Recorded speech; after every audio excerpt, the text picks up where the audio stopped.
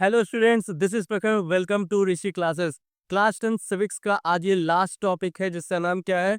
Form of power sharing. इसके पहले हमने जो है कि why power sharing is desirable और पावर शेयरिंग श्रीलंका में और फिर जो है बेल्जियम में हुआ क्या, उसकी इतनी कंपोजिशन क्या थी, ये हर एक चीज हमने पिछले लेक्चर में पढ़ लिया था। तो अगर आपने वो वीडियो नहीं देखा तो जाके पिछला वीडियो देख लीजिए। आज ये लास्ट टॉपिक है इसका जो है, इसमें हम पढ़ेंगे या फॉर्म ऑफ शेयरिंग जो है कितने कितने फॉर्म से पावर शेयर करने के। ठीक है, तो आइए अपना वीडियो हम शुरू करते हैं और समझते हैं फॉर्म ऑफ पावर शेयरिंग में क्या क्या चीजें हमको पढ़नी है। ये चार तरीके से इसमें फॉर्म ऑफ पावर शेयरिंग बताया गया है। एक जो है आपका हॉरिजेंटल है, ठीक है, एक हॉरिजेंटल है और एक आपका वर्टिकल है। एक हॉरिजेंटल है, एक वर्टिकल है और बिटवीन एक सोशल ग्रुप है, ठीक है, एक सोशल ग्रुप है। और इसके बाद एक जो है मूवमेंट्स और फिर जो है आपका प्रेशर ग्रुप हो गया, पॉलिटिकल पार्टीज हो गई और फिर मूवमेंट्स के बीच में जो पार्ट ये पावर शेयरिंग किया गया है। ये चार फॉर्म ऑफ पावर शेयरिंग बताया गया है आपके इस चैप्टर में। तो इस चीज को हम चारों को अच्छे तरीके से इसमें समझते हैं, ठीक है। आइए अपना कंसेप्ट शुरू करते हैं। वो क्या है? पहला जो फॉर्म ऑफ पावर शेयरिंग है वो जो है आपका ये क्या है? Horizontal power sharing. हॉरिजेंटल इसको क्यों बोला जाता है? हॉरिजेंटल क्या होता है? हॉरिजेंटल मतलब एक ऐसी लाइन जो होती है, ठीक है, एक ऐसी जो लाइन होती है यानी सेम लेवल पे जो है पावर को शेयर किया जाता है। मतलब गवर्नमेंट की कुछ ऐसी बॉडीज बनाई जाती हैं जो सेम लेवल पे वर्क करेंगी और उनके बीच जो पावर शेयर होगा वो डिस्ट्रीब्यूट होगा इक्वल तरीके से, ठीक है। तो इसको जो बोला गया हॉरिजेंटल डिवीजन ऑफ पावर। अब इसमें क्या होता है देखिए, it is the sharing of power among the different organs of government. मतलब गवर्नमेंट की यानी सरकार की जो डिफरेंट कई जो विभिन्न अंग है, ठीक है, जो विभिन्न अंग है, ऑर्गन्स हैं, उसके बीच में पावर को शेयर कर दिया जाता है। तो वो आपका हॉरिजेंटल डिवीजन ऑफ पावर है या हॉरिजेंटल पावर शेयरिंग है, ठीक है। अब वो जो है डिफरेंट ऑर्गन कौन कौन से हैं?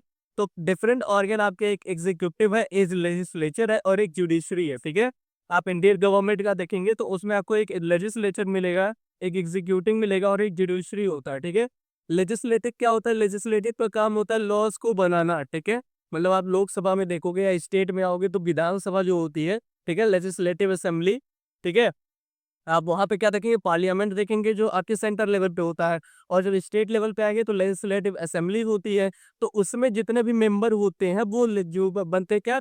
वो लेजिस्लेटिव बनाते हैं, ठीक है, लेजिस्लेटिव। और लेजिस्लेटिव का काम क्या होता है कि मतलब लॉज को बनाना, क्योंकि उनकी सहमति से ही जितने भी लॉज है, जितने रूल्स हैं, वो बनते हैं, ठीक है। उसके बाद फिर जो एग्जीक्यूटिव एग्जीक्यूटिव की क्या काम क्या होता है? उन लॉज को इम्प्लीमेंट करना, लागू करना, ठीक है। तो एग्जीक्यूटिव का काम क्या होता है? ये भी जो इसके पार्ट होते हैं, इसी से ये चुन के आते हैं। और फिर जो है जो आपके काउंसिल ऑफ मिनिस्टर्स होते हैं, प्राइम मिनिस्टर होते हैं, वो सब एग्जीक्यूटिव का पार्ट होते हैं, ठीक है।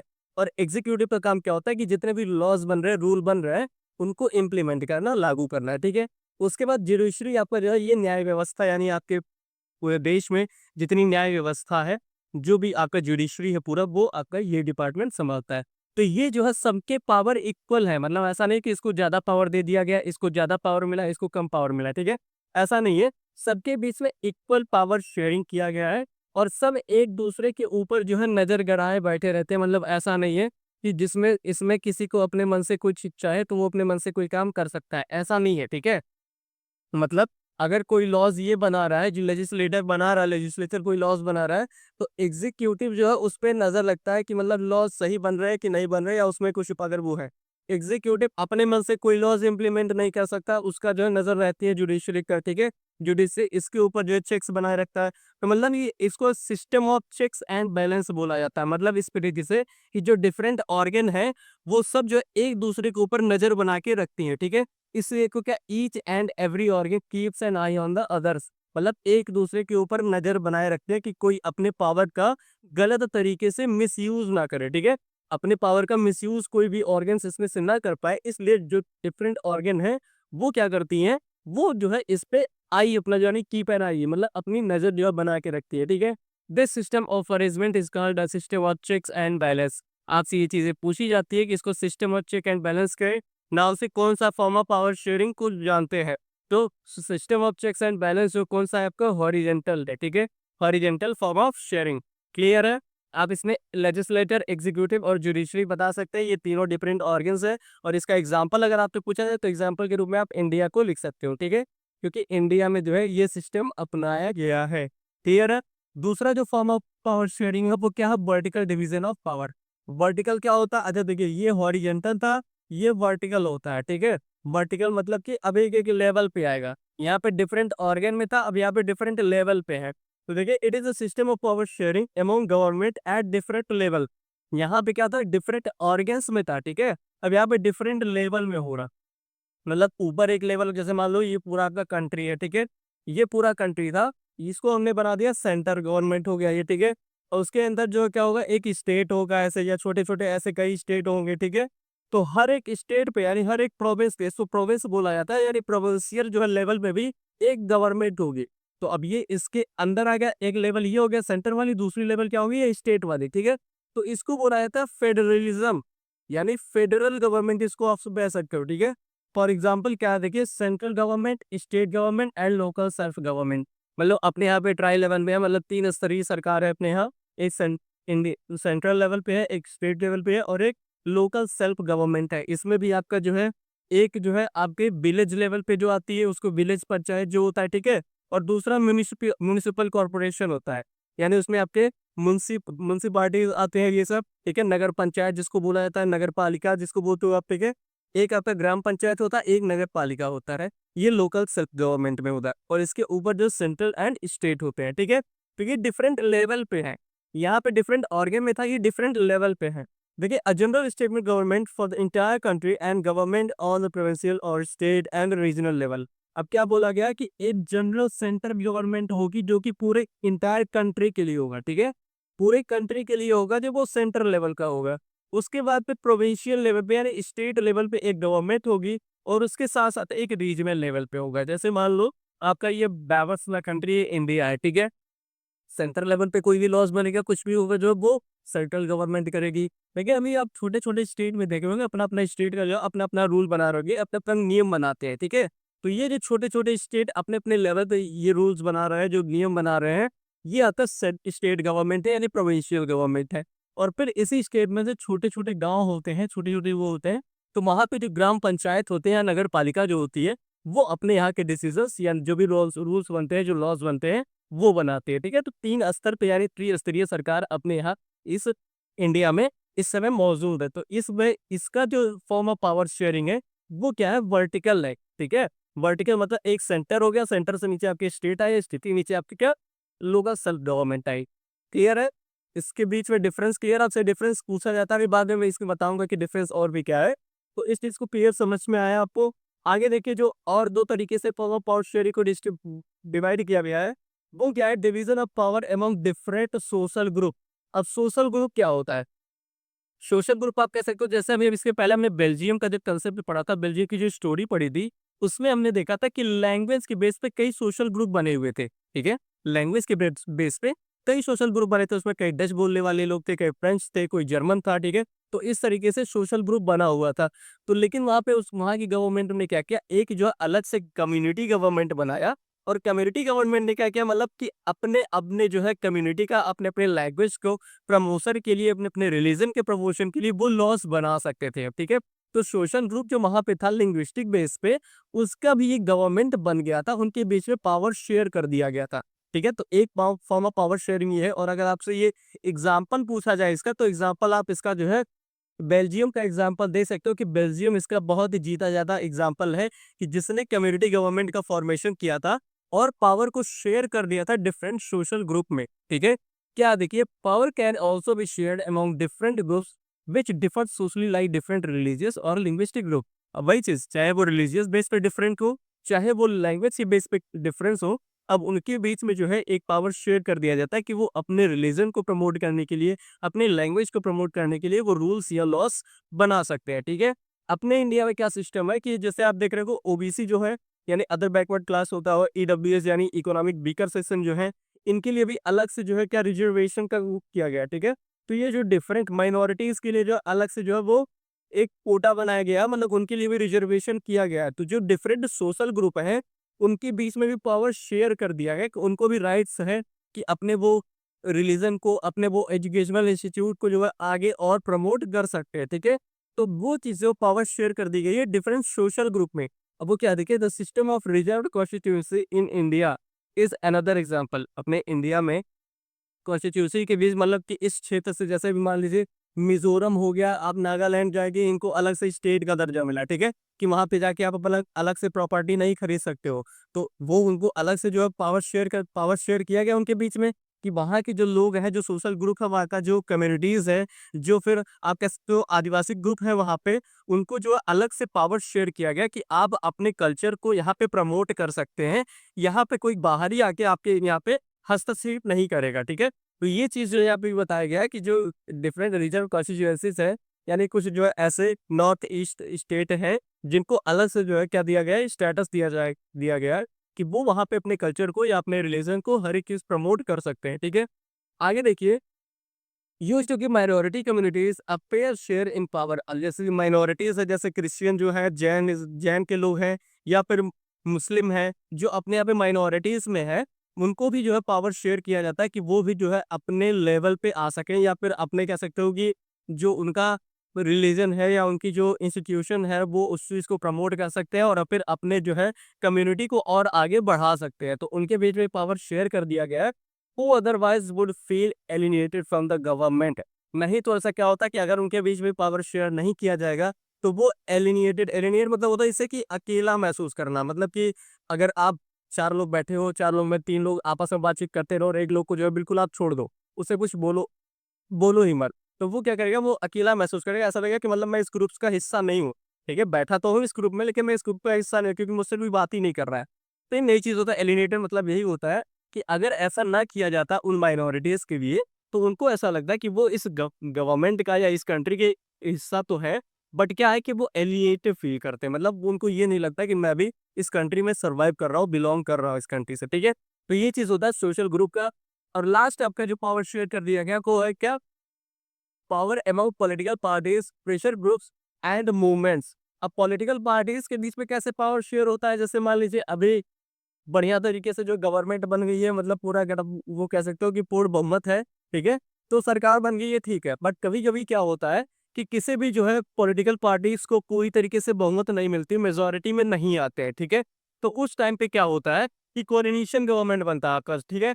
कोलिशन गवर्नमेंट में गठबंधन की जो सरकार होती है, तो वहां पे क्या होता है कि जैसे एक पॉलिटिकल पार्टीज है, दूसरी पॉलिटिकल पार्टीज है, दोनों आपस में जो है आके मिल जाती है और फिर गवर्नमेंट का फॉर्मेशन करती है, मतलब सरकार बना लेती है। तो अब जो वहाँ पे क्या होगा कि जो डिफरेंट पॉलिटिकल पार्टीज है, उनके बीच में पावर शेयर कर दिया जाएगा। ऐसा नहीं कि जो एक जो पॉलिटिकल पार्टीज है उसी के पास सारा पावर रहेगा। ऐसा होगा तो फिर गठबंधन टूट जाएगा, ठीक है। तो ये चीजें जो पॉलिटिकल पार्टीज के बीच में भी पावर शेयर कर दी जाती हैं। और फिर मान लो अपोजिशन का जो लीडर है आपका, ठीक है, मान लो 2 पार्टी चुनाव लड़ रही थी, एक पार्टी चुनाव जीत गई, दूसरी पार्टी चुनाव हार गई। बट वो भी क्या था कि मतलब ऐसे नहीं आ रही कि एकदम से एक तरफा चुनाव ही हो गया। तो अपोजिशन के लीडर को जो है अब उसके पास भी पावर रहेगा, क्योंकि वो जब मेंबर्स यानी पार्लियामेंट में जब बैठेंगे वो सब, तो अपोजिशन का जो लीडर रहेगा उसके पास भी पावर रहेगी कि मतलब ये अपने मन से कोई भी लॉज या रूल्स ना बना सके, तो उसके पास भी खुद की पावर रहेगी, ठीक है। इस समय अपोजिशन का लीडर कौन है ये आप कमेंट बॉक्स में आंसर मारिए इसको, ठीक है। अब देखिए इसमें क्या है, this kind of power sharing condition ensure that power does not remain in one hand. मतलब इस तरीके के पावर शेयरिंग में यही होता है कि ये इंश्योर करता है, ये श्योर करता है इस चीज को कि पावर एक हैंड में ना रहे, मतलब किसी एक व्यक्ति के हाथ में सारी पावर ना रहे, ठीक है।